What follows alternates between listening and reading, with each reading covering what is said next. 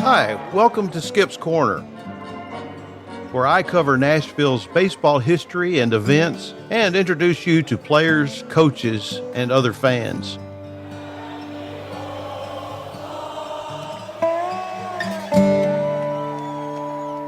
We are well into July, the year 2023, and boy, it has been hot. Summer was a little delayed in getting this hot, but we're experiencing some high 90-degree temperatures, and with that comes the possibility of thunderstorms. And I'll tell you, I'm hoping that we don't get some of these storms that have been coming across through the Southwest, because it's really been damaging weather in certain parts of the country. And we had a pretty good storm here a couple of days ago. July 1 for us and our family is a special day. And I'll tell you why. It's a special day of celebration for me and our family.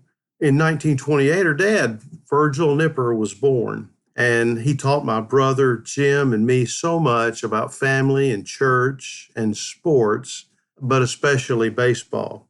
Now, he passed away in 2016, but each year we remember him, especially on Father's Day, of course, and Christmas and Easter, and on his birthday. And this year, I was just curious to find out with whom he shared a birth date with. You may do that too with your family. I've gone back and looked at different things that happened when I was born or when my parents were born or my kids were born, just to see who they share a certain day of celebration with. With Dad, besides Princess Diana, actor Jamie Farr, you may remember him as Corporal Klinger in MASH, Dan Aykroyd of Saturday Night Live and Blues Brothers fame, and currently designated hitter for the San Diego Padres, Nelson Cruz. July 1 was also the birthday of a Charlie Daniels.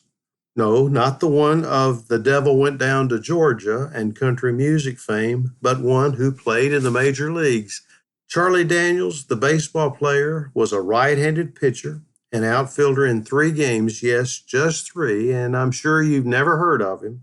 He played for the Boston Reds in the Union Association in 1884. He was born on July 1, 1861, in Roxbury, Massachusetts, and he died in Boston on February the 9th, 1938. And not much else is known about him other than he played for Lawrence, Massachusetts in a local league. And I can't find out anything else about him.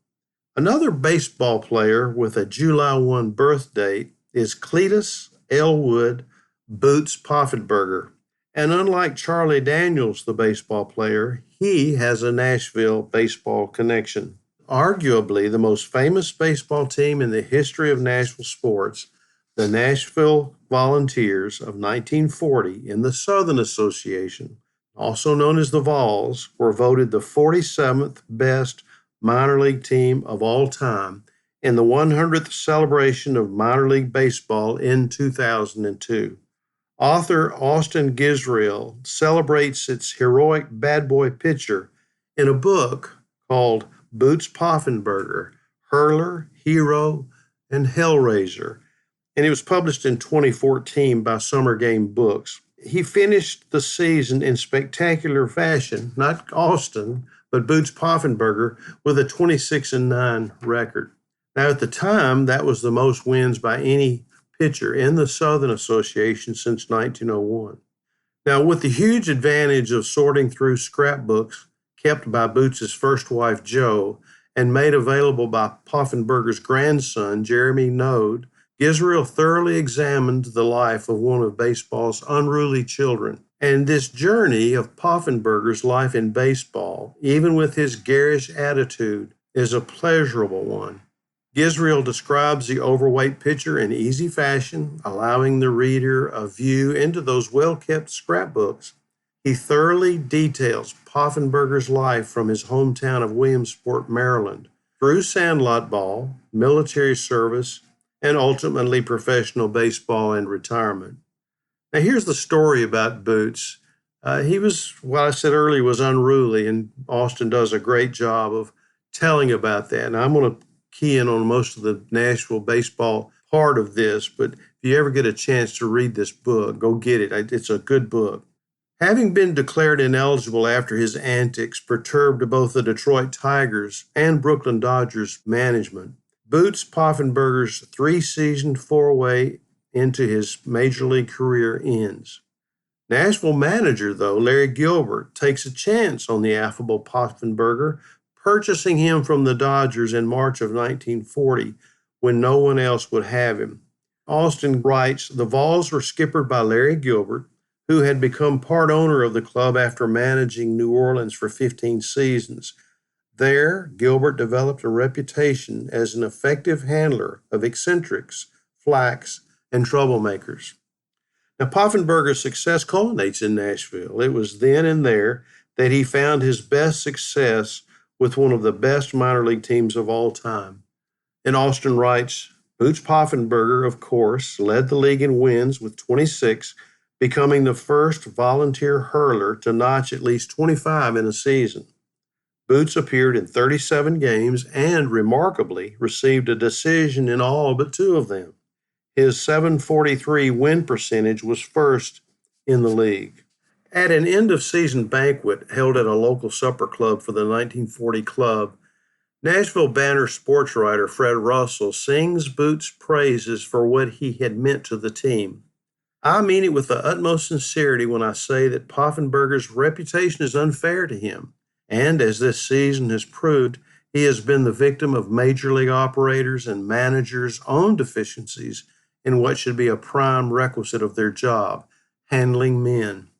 Model boy? No.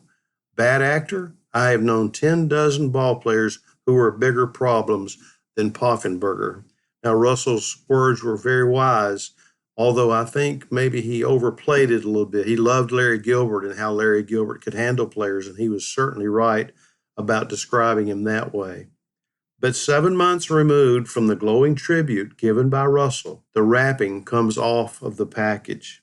Already facing questions about his drinking habits and game preparation, on June the 25th, 1941, Poffenberger is suspended for 90 days by League President Trammell Scott after throwing at umpire Ed Dutch Hoffman in the 5th inning of the previous night's game. Boots was ordered off the field by the arbiter after his continual griping and use of abusive language, Hoffman said. But instead of leaving the field, Poffenberger turned and threw the ball at the umpire. It hit Hoffman in the chest protector, but not injuring him. And Larry Gilbert, the well-respected molder of disorderly baseball men, gives up on him and says, I'm through with him. Gilbert was quoted as saying in the Nashville papers the next day, he won't pitch for Nashville anymore.